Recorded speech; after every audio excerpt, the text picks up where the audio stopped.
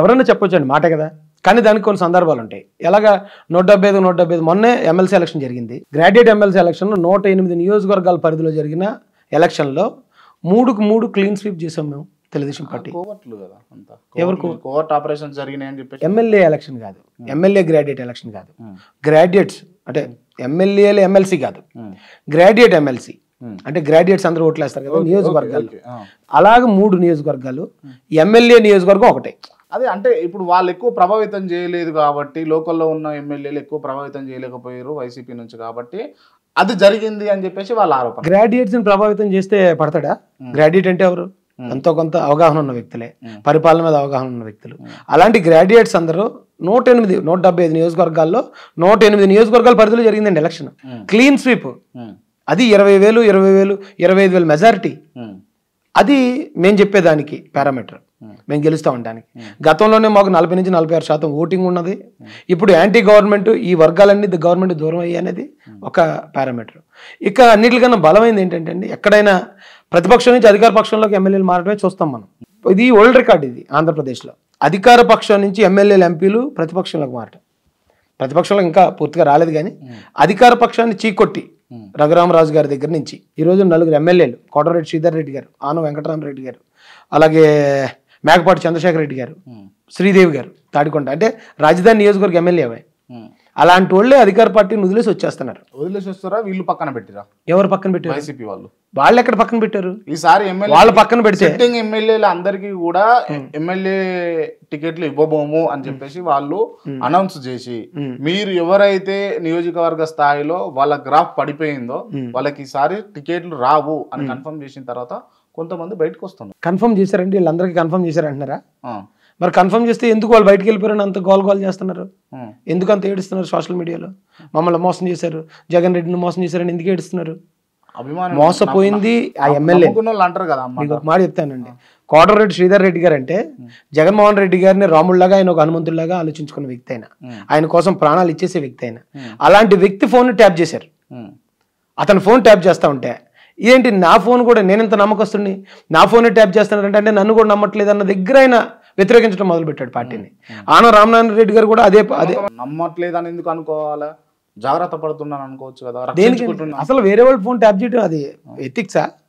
వేరే వాళ్ళ phone tap చేయొచ్చా? పోనీ ప్రతిపక్షాల ఫోన్లు ట్యాప్ చేశారంటే ఎంతకొంత అర్థం చేసుకొచ్చండి. సొంత పార్టీ ఎమ్మెల్యేల ఫోన్ ట్యాప్ చేయడం ఏంటండి? మీరు రామనారాయణ రెడ్డి గారిని చూడండి, ఆనవ రామనారాయణ రెడ్డి గారు, ఆయన చూస్తే చేతులు దండం పెట్టాలనిపిస్తుంది. అలాంటి వ్యక్తిని నీచమైన పదజాలం. ఆ మేకపాటి చంద్రశేఖర్ రెడ్డి గారు హార్ట్ పేషెంట్ అంట, ఆయన మీదకి వెళ్ళిపోయి ఆయన్ని రెచ్చగొట్టేసి ఆయన రోడ్డు మీద ఇచ్చేసి వైసీపీ దగ్గర ఇంకో స్ట్రాటజీ నేను గమనించానండి. వాళ్ళు చంపరు, ఒత్తిడి ఎక్కడి వరకు తీసుకురావాలో ఒత్తిడి అక్కడ దాకా తీసుకొచ్చి హార్ట్ అటాక్తో చనిపోయేలా చేస్తున్నారు. మా నియోజకవర్గ ఇన్ఛార్జ్ వరపుల రాజా గారు, ఆయన మీద లేనిపోయిన కేసులు పెట్టి 300 మంది పోలీసులు పంపించి రకరకాల ఇబ్బందులు పెట్టి ఆయన హార్ట్ అటాక్తో చనిపోయేలాగా. అలాగే ఈ మేకపాటి చంద్రశేఖర్ రెడ్డి గారు, ఆయన కూడా అపోలోలో జాయిన్ అయిపోయాడు. ఆయన మీద కూడా బయటకు రారా నేను తేల్చుకుందాం అది ఇదని ఆ రకమైన రెచ్చగొట్టే ఈ చేసి వాళ్ళు ఒత్తిడితో పోయే పరిస్థితి. సుధాకర్ గారు కూడా అలాగే గుండెపోటుతో చనిపోయారు. డాక్టర్ సుధాకర్. నేను డిటెక్టివ్ సినిమా చూసానండి, వాళ్ళు చంపుతారు, చంపినట్టు ఎవిడెన్స్ ఉండదు, న్యాచురల్ డెత్ లా ఉంటాయి. అలాంటితోటి ఏపీలో జరుగుతుంది.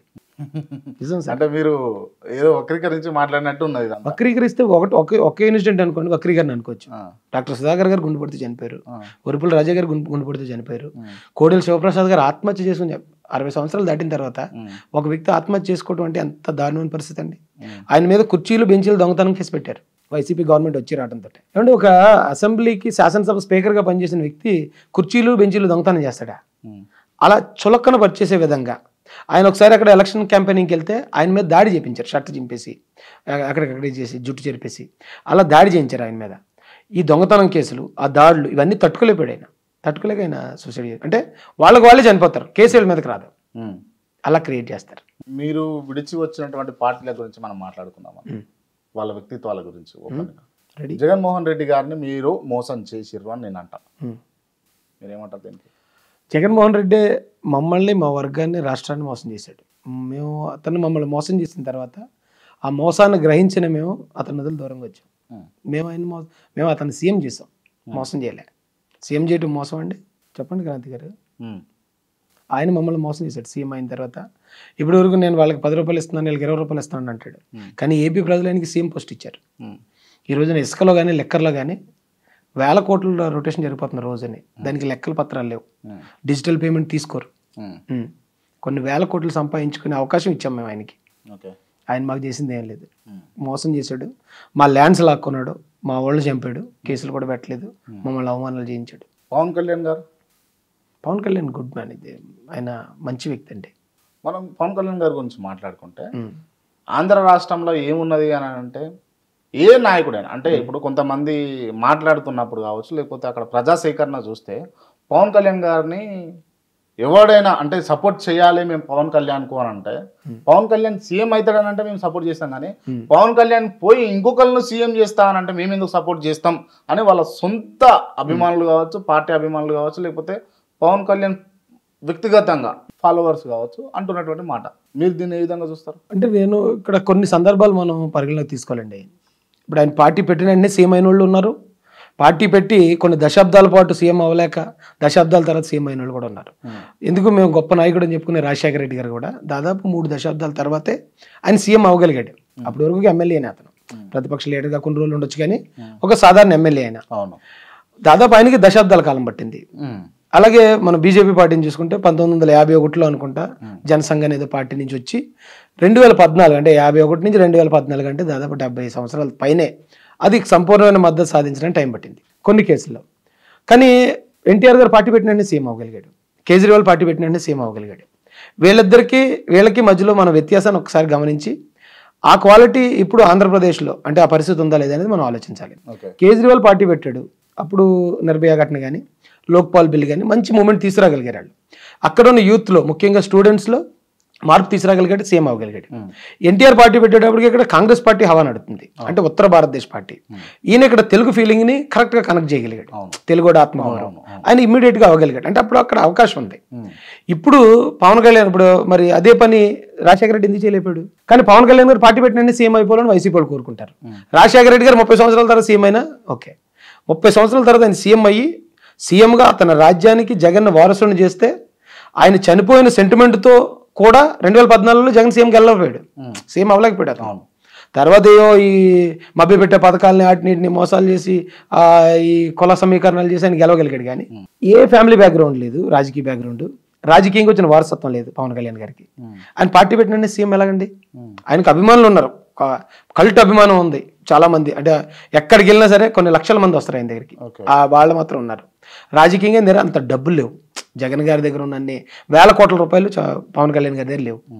లేనప్పుడు ఆయన పార్టీ పెట్టిన సీఎం అవ్వాలనుకోవడం ప్రాక్టికల్గా అది వర్కౌట్ కాదు. అక్కడ పోనీ ఇక్కడ కేసీఆర్ సీఎం అవ్వగలిగాడంటే కేసీఆర్ ఖచ్చితంగా తెలంగాణ సెంటిమెంట్ని కరెక్ట్గా కనెక్ట్ చేయగలిగాడు.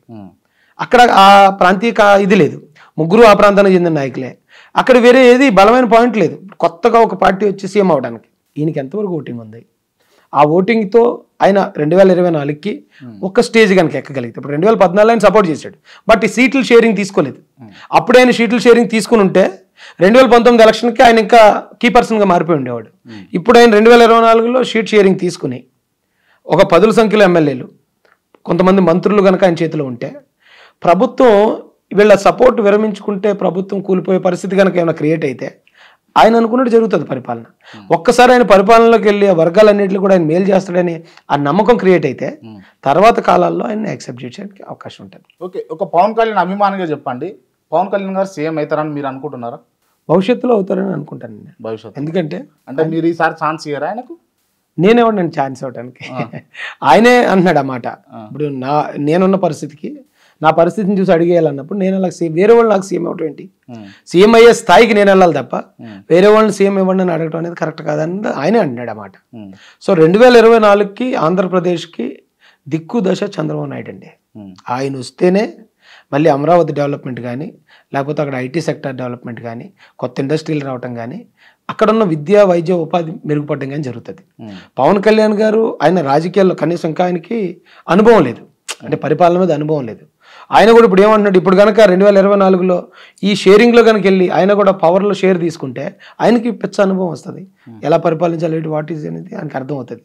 సో భవిష్యత్తులో ఏదైనా జరగచ్చు.